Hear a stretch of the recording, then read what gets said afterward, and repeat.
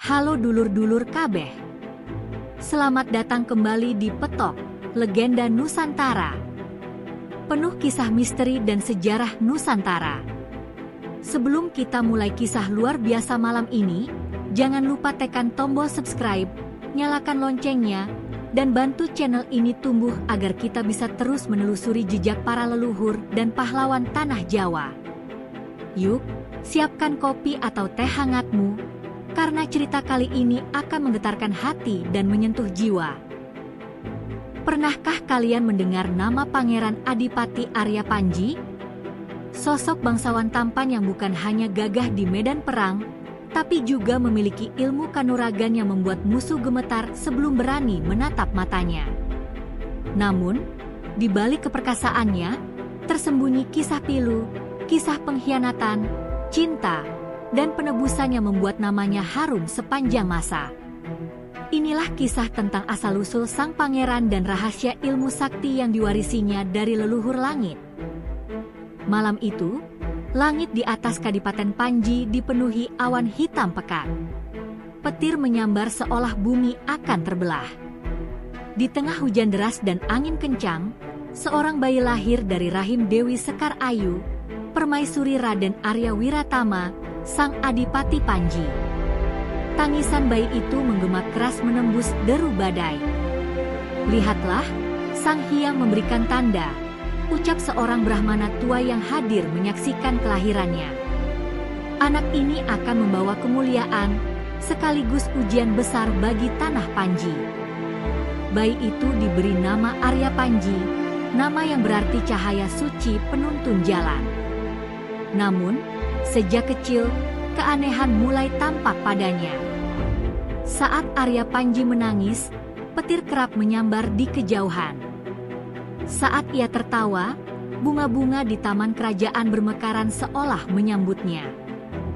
Para tabib istana menganggap itu hanya kebetulan, tapi sang Brahmana berkata dengan nada lirih, dia bukan anak biasa. Dalam tubuhnya mengalir darah para penjaga langit. Ketika usianya menginjak 7 tahun, Arya Panji sudah mampu membaca aksara kuno yang bahkan para pujangga istana kesulitan pahami. Ia juga memiliki kekuatan fisik luar biasa. Sekali mengayunkan tangan, batang pohon besar bisa terbelah dua. Ayahnya terkejut, tapi juga takut. "Anakku, dari mana kau mendapatkan tenaga sebesar itu?" tanya sang adipati. Dengan polos, Arya menjawab, "Aku hanya mendengar bisikan dalam mimpi, Ayah." Katanya, "Aku harus belajar mengendalikan api dalam dadaku." Namun, malam itu, Dewi Sekar Ayu bermimpi didatangi seorang lelaki berjubah putih. "Jangan biarkan anakmu diserahkan pada nafsu kekuasaan," kata sosok itu. "Ia harus menemui gurunya di puncak Gunung Lawu. Di sanalah keseimbangan dirinya akan ditemukan." Ketika Dewi Sekar terbangun, air matanya menetes.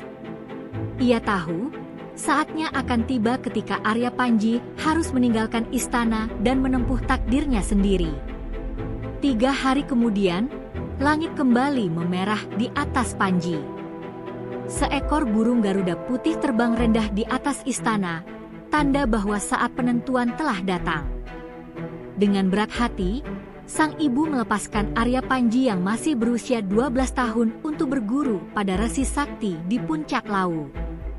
"Pergilah, anakku," ucap Dewi Sekar sambil memeluknya erat. "Temukan siapa dirimu yang sejati, dan kembalilah dengan cahaya yang bisa menyelamatkan rakyatmu." Perjalanan ke Gunung Lawu bukan perkara mudah.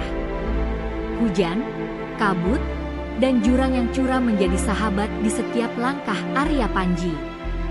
Namun tekadnya tak pernah goyah. Di sepanjang jalan, ia sering berbicara sendiri, "Ibu, aku tidak tahu apa yang kucari, tapi aku tahu aku harus sampai di puncak." Suaranya lirih tapi bergetar penuh keyakinan. Setelah berminggu-minggu berjalan, ia tiba di sebuah lembah sunyi dengan aroma dupa menyengat. Di sana berdiri seorang kakek berjubah lusuh dengan mata setajam elang. Kau anak yang ditakdirkan membawa cahaya dan kegelapan sekaligus, ujar sang resi tanpa bertanya siapa dia. Arya menunduk hormat. Guru, aku datang untuk belajar menenangkan api dalam dadaku. Sang resi tersenyum tipis. Api tidak bisa dimatikan, Panji. Ia hanya bisa dikenali. Hari demi hari, Arya berlatih menahan napas di tengah dinginnya kabut lau.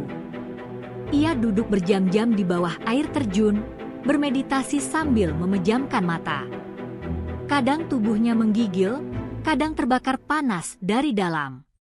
Tapi setiap kali hampir menyerah, ia mendengar suara ibunya dalam hati. Jangan takut, anakku. Kau lebih kuat dari rasa sakitmu. Dan ia pun terus bertahan. Suatu malam, sang resi memintanya berdiri di tengah lingkaran api. Jika kau benar telah mengenali dirimu, maka api tak akan membakar, ucap sang guru. Panji pun melangkah masuk. Api menyala tinggi, namun anehnya, bukannya hangus, kulit Panji justru memancarkan cahaya merah keemasan. Kau kini mewarisi ilmu dahana bumi, ujar sang resi dengan kagum. Kekuatan langit dan bumi kini seimbang dalam dirimu. Namun sang guru memberi peringatan, ingat, Panji, ilmu ini bukan untuk sombong. Jika kau gunakan untuk keserakahan, api itu akan memakanmu sendiri. Arya hanya menunduk dan berucap lirih, aku bersumpah, guru, ilmu ini akan kugunakan hanya untuk kebaikan. Saat itu, Gunung Lawu bergemuruh lembut, seolah turut mengamini janji seorang murid yang baru lahir sebagai kesatria sejati. 7 tahun telah berlalu sejak Arya Panji meninggalkan istana. Dari seorang bocah lugu, ia kembali sebagai pemuda dengan sorot mata tajam dan tubuh tegap. Rambutnya panjang terurai, wajahnya teduh tapi berwibawa. Di pundaknya tergantung sebilah keris bersarung kayu cendana, pemberian sang resi. Ia melangkah perlahan ke gerbang Kadipaten Panji, disambut tatapan heran para prajurit. Siapa kau, pemuda gagah? Tanya salah satu penjaga. Arya hanya tersenyum. Aku, anak dari tanah ini. Izinkan aku bertemu ayahku, sang adipati. Begitu kabar kedatangannya sampai ke dalam istana, Dewi Sekar Ayu berlari keluar sambil meneteskan air mata. Anakku, Arya Panji, kau pulang juga. Tangis bahagia meledak di pelukannya. Namun di balik kebahagiaan itu, tersimpan rasa khawatir. Sejak kepergian Arya, Kadipaten Panji dikepung oleh ketakutan. Seorang adipati dari timur bernama Raden Wisesa telah memberontak, mengincar tahta Panji dan mengirim pasukan pembunuh setiap malam. Ketika Arya Panji bertemu dengan ayahnya di Balairung, suasana hening. Raden Arya Wiratama yang dulu gagah kini tampak lemah, tubuhnya renta dan suaranya bergetar. Panji, anakku, negeri ini diambang kehancuran. Aku terlalu tua untuk memimpin perang. Kau satu-satunya harapan. Dengan mantap, Panji berlutut dan mencium tangan ayahnya. Ayah, selama napasku masih ada, tak akan ada satupun musuh yang menginjak tanah Panji. Namun, tak semua di istana senang dengan kepulangannya. Beberapa bangsawan iri dengan kekuatan dan harisma Panji. Ia baru datang sudah ingin menjadi pahlawan, bisik salah satu mereka. Panji sadar, pengkhianatan bukan hanya datang dari luar, tapi juga dari dalam. Malam itu, saat ia duduk di taman belakang, seorang pelayan tua mendekat dan berkata pelan, "Pangeran, hati-hati pada mereka yang tersenyum padamu di siang hari, tapi menancapkan belati di malam gelap." Beberapa hari kemudian, Panji memimpin pasukan kecil menumpas perampok di perbatasan. Dalam pertempuran itu, ia menunjukkan keajaiban. Dengan tangan kosong, Ia menangkis tombak yang dilempar dari jauh. Tubuhnya berpendar cahaya merah, dan setiap gerakannya seperti tarian api. Itu dia, anak petir dari Panji, teriak prajurit musuh ketakutan. Dalam sekejap, pasukan musuh berlari kocar-kacir. Dari kejauhan, seorang mata-mata Wisesa menyaksikan kejadian itu dan berbisik, ilmu itu nyata. Panji adalah ancaman. Kemenangan demi kemenangan membuat rakyat mengeluh-elukan nama Arya Panji. Tapi di sisi lain, Raden Wisesa semakin murka.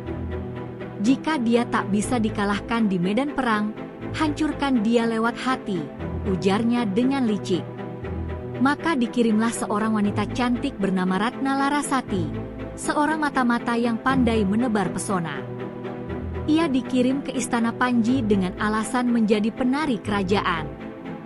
Pertemuan pertama Panji dan Ratna seolah takdir yang manis. "Namamu indah," ucap Panji lembut. Ratna tersenyum sambil menunduk, tapi tidak seindah hati pangeran yang menjaga rakyatnya. Hari demi hari, keduanya semakin dekat. Panji yang selama ini keras dan tertutup mulai tersenyum kembali. Namun Dewi Sekar Ayu merasa ada sesuatu yang aneh. "Panji, jangan biarkan kelembutan membuatmu lupa pada tujuanmu," nasihatnya. Tapi Panji hanya menjawab, "Ibu, aku hanya manusia. Hatiku pun bisa bergetar." Suatu malam, Ratna datang dengan wajah pucat. "Pangeran, aku mendengar kabar ada pengkhianat di istana. Mereka ingin menjebakmu." Panji terkejut. "Siapa mereka?" Ratna menatapnya dalam-dalam. "Aku tak tahu pasti, tapi mereka akan menyerang malam ini. Aku hanya ingin kau selamat." Panji mempercayainya. Ia keluar dari istana membawa beberapa prajurit setia, tapi ternyata itu jebakan. Di lembah sunyi, pasukan Raden Wisesa sudah menunggu. Pertempuran berlangsung sengit. Panji dikeroyok puluhan prajurit. Ia bertarung gagah, tapi akhirnya tertusuk tombak dari belakang. Darah mengalir deras di tubuhnya. Dari kejauhan, Ratna Larasati menangis histeris. "Aku tidak bermaksud seperti ini." Namun sudah terlambat. Panji roboh ke tanah, memandang langit yang perlahan meredup. "Ibu, maafkan aku," ucapnya lirih sebelum gelap menelan pandangannya. Kabar kematian Panji membuat istana berduka. Dewi Sekar Ayu pingsan berkali-kali, sementara Adipati Wiratama menatap langit dengan mata kosong. Tapi di sisi lain, Raden Wisesa berpesta. "Arya Panji telah tiada," teriaknya. Namun, ia tak tahu, api dalam tubuh Panji belum padam. Di dalam hutan, seekor burung Garuda putih mendarat di dekat tubuh sang pangeran. "Bangkitlah, pewaris dahana bumi. Janjimu belum selesai," suara gaib bergema di udara. Malam itu, petir menyambar tanpa henti di langit Panji. Di tengah hutan, tubuh Arya Panji mulai bergetar. Api kecil menyala di dadanya, membesar perlahan. Ia terbangun dengan napas berat. "Aku masih hidup," suaranya serak. Dari balik kabut, muncul sosok sang resi Gunung Lawu. "Kau telah diuji, Panji. Dihianati, dijatuhkan, tapi kini saatnya bangkit dengan kebijaksanaan. Ingatlah sumpahmu, gunakan kekuatan untuk kebaikan." Tubuh Panji kini memancarkan cahaya merah keemasan yang lebih kuat dari sebelumnya. Ia bangkit, menatap ke arah timur. "Wisesa, aku datang menagih janji bumi." Dalam perjalanan kembali ke Kadipaten, langkahnya membawa angin panas yang membuat dedaunan layu. Rakyat yang melihatnya bersujud. Itu dia, Pangeran Arya Panji. hidup kembali dari kematian, seru mereka. Ketika tiba di istana Wisesa, langit mendadak gelap. Petir menyambar-nyambar. Panji berdiri di gerbang sambil berteriak lantang, "Raden Wisesa, kau telah menodai tanah ini dengan tipu daya. Sekarang saatnya kau menebusnya." Pasukan Wisesa maju, tapi sekali Panji menepuk tanah, gelombang api menjalar menelan semuanya. Dalam hitungan detik, istana itu berubah menjadi lautan bara. Akhirnya, Panji berhadapan langsung dengan Wisesa. "Kau bukan manusia, Panji. Kau iblis," teriak Wisesa ketakutan. Panji menatapnya tenang, "Iblis lahir dari keserakahan manusia, dan hari ini aku hanya cermin bagi dosamu sendiri." Dengan satu gerakan, Panji menepuk dada Wisesa. Tubuh musuhnya terbakar perlahan hingga berubah menjadi abu. Hujan turun sesaat kemudian, memadamkan sisa api, menyucikan tanah Panji kembali. Setelah pertempuran itu, Arya Panji tidak kembali ke istana. Ia memilih mengembara, menjaga keseimbangan alam dan menolong mereka yang tertindas. Rakyat hanya tahu satu hal, setiap kali langit memerah dan petir menyambar di pegunungan, berarti Pangeran Adipati Arya Panji sedang menunaikan janjinya, menjaga bumi dan langit agar tetap seimbang. Sampai hari ini, nama dan ilmunya masih disebut sebagai Dahana Bumi, api abadi yang hidup dalam hati orang-orang yang setia pada kebenaran. Demikianlah kisah tentang Pangeran Adipati Arya Panji dan ilmu kanuragannya. Sebuah legenda yang bukan hanya tentang kekuatan, tapi juga tentang kesetiaan, pengorbanan, dan kebangkitan dari luka terdalam. Kalau kalian suka kisah seperti ini, jangan lupa tekan subscribe, nyalakan loncengnya, dan bagikan video ini agar kisah-kisah Nusantara tetap hidup di hati kita. Sampai jumpa di cerita selanjutnya, dulur-dulur semua. Salam hormat dari tanah penuh legenda.